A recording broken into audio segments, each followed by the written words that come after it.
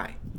So I wanted to point out how Andrew Yang is basically all the parts of Donald Trump you like without any of the parts you don't care for.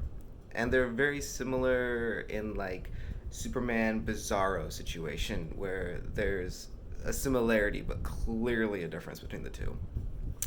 So for those of you who don't know comics, that's a Superman uh, enemy.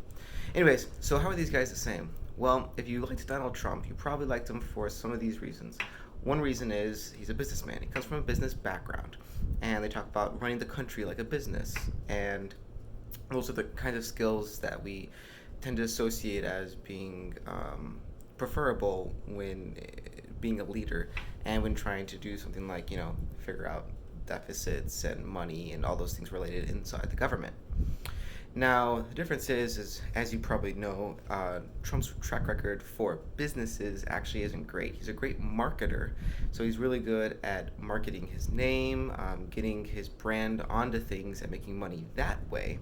He's also has a track record though of a lot of bankruptcies, a lot of stuff that he puts his money in that has actually just not been successful. And ultimately, a lot of people pointed out that if he had just put his money simply in a basic like index fund and just let it grow naturally, he would actually have more money than he's already generated on multiple businesses. So, does he make a lot of good business decisions? I wouldn't argue that's the case, but granted, he's got experience in the field. Andrew Yang, on the other hand, his business, so he um, started from the bottom to begin with, right?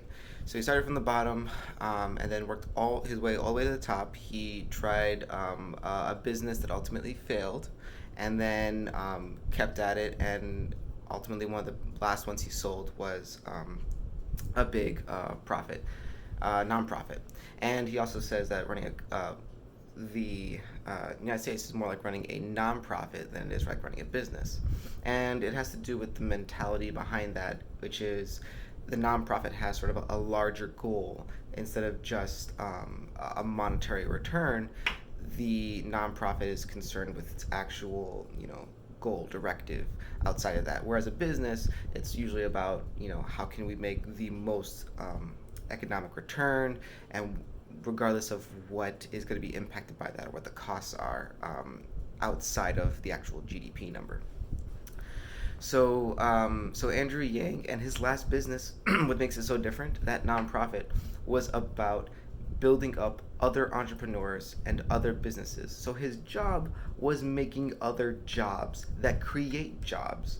So as far as business contrasts, you can talk about how many jobs Trump has provided for his failing businesses versus Andrew Yang, who's provided a business that makes other businesses, that employs people and is trying to grow. Basically, his whole message is about pushing entrepreneurship, pushing small business, and he's worked in that field and he understands the problems with small business, the issues that they're facing. Once again, we're talking small businesses, right? And actually growing those. Those are the things we always talk about as the future. We need more small businesses. Well, there's a big difference between the kinds of businesses that Trump was promoting and the kind that Andrew Yang was promoting and helping out and actually help grow. So there's that. So that's a better quality in most people's opinions. They would actually argue that.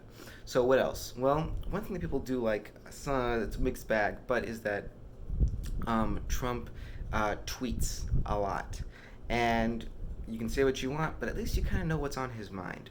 And in that same instance, Andrew Yang tweets. But the difference is that you're not going to hear some sort of weird vulgarity. You're not going to hear this insulting language and belittling stuff. A lot of stuff that people really are not big fans of when it comes to Trump is, one of the things that they tend to not like sometimes is the fact that he tweets so much or what he's tweeting. But they say, hey, I know exactly what is on his mind. He's a relatable person, whatever. Andrew Yang tweets the same, but without all the parts that you don't like and without the nonsense. And he talks about, his favorite basketball team. He talks about, just normal stuff and whatever he's seeing as opposed to whatever the weird things that get posted by the other guy.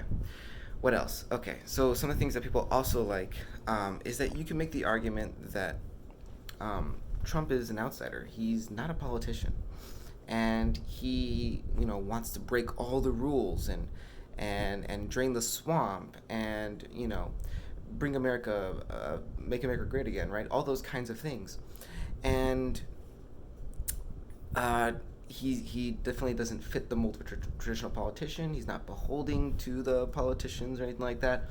All that stuff. Well, enter Yang. So Andrew Yang obviously is not a politician. In fact, he doesn't even really want to run. I don't think so. He feels that he has to run because nobody is addressing the serious issues that he sees, and that he's pointing out. And it's true, nobody is. And the reality is that our country's in a gridlock with this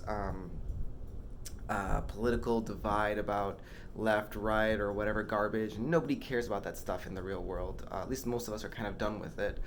Now, here's where the two are different. So, obviously, when it comes to this whole political divide part, Trump is clearly playing that game. He's playing the game of, oh, the left is evil, the right is great, there's no in between. He's playing the same bipartisan garbage that none of us like. We're all done with that bipartisan stuff, right?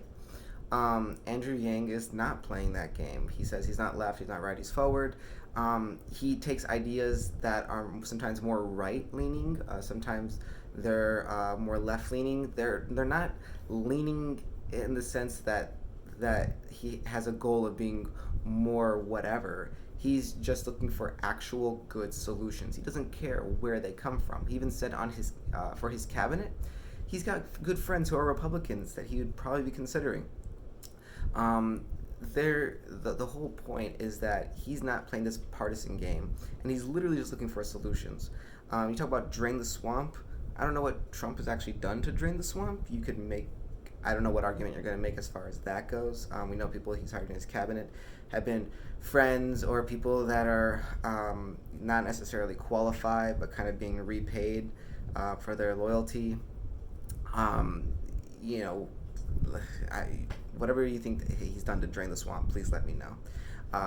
Now, as far as Andrew Yang, the interests that he has is basically, hey, if you're qualified for the job, whoever's the best at it, and he wants, in charge of environment, somebody who's in the environment department, someone who's in charge of education, an actual teacher. Like, those are things that are actually important to him. People that actually are in the field and know the field the best. As far as technology goes, the guy knows technology and is concerned about the future and how the future is going to be affected by technology, right?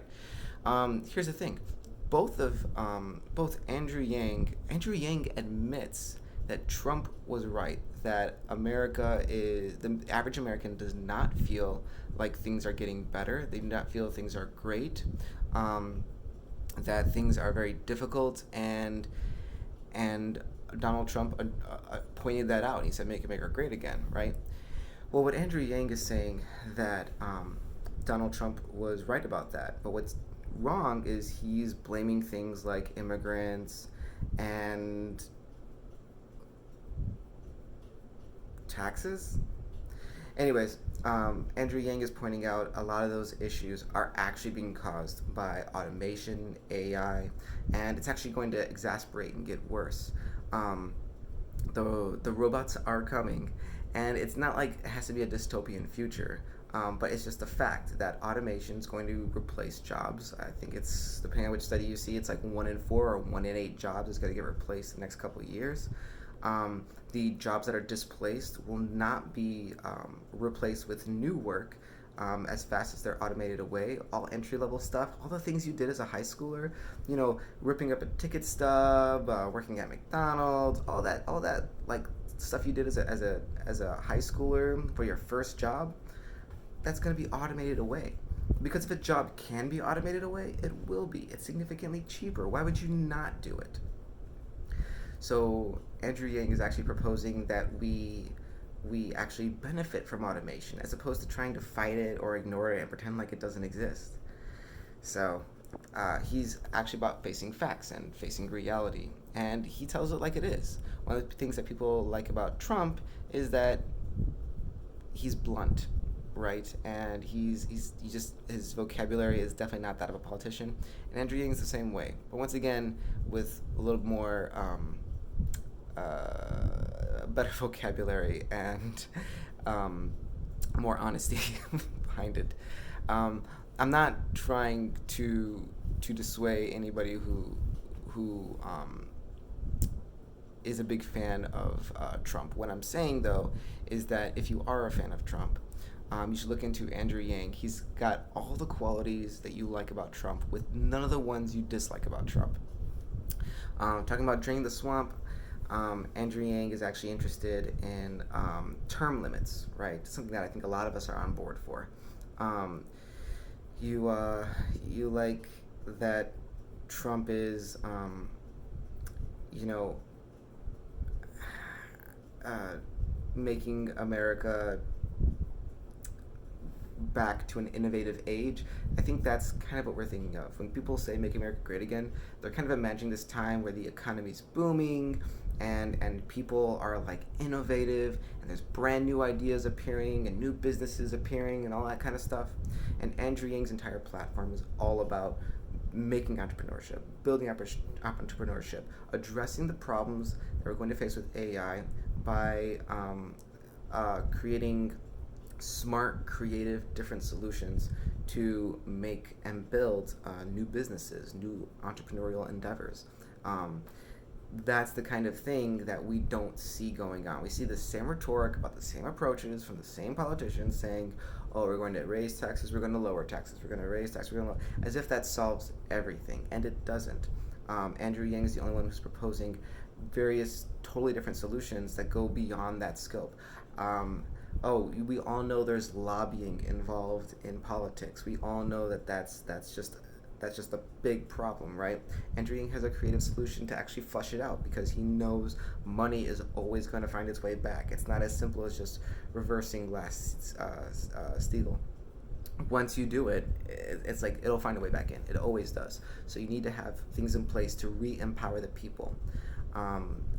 There's somebody else who had a really good quote which says Andrew Yang is trying to empower people, not politicians. And I think if you're a Trump fan, please look at Andrew Yang and his policies. He's bringing over a lot of Trump supporters, a lot of libertarians, but at the same time, his proposals, they're not leaning a certain way. That's why he's able to get at the same time Democrats and liberals, but still at the same time get conservatives. Like they're different solutions, and that's why you need to check out why Andrew Yang is everything you like about Trump, with all the parts, without any of the parts that you don't like.